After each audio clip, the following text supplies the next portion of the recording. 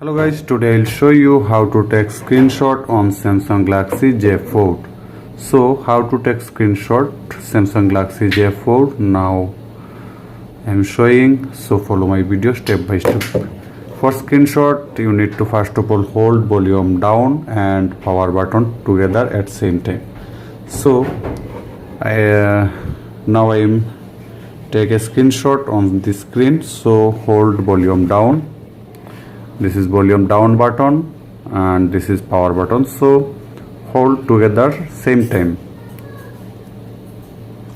Okay, screenshot is done. Then I need to this screenshot again, volume down and power, hold. Okay, again you need to 2 second hold at same time. So again I need to same time hold. Okay, now I'm checking, go gallery and show this and done.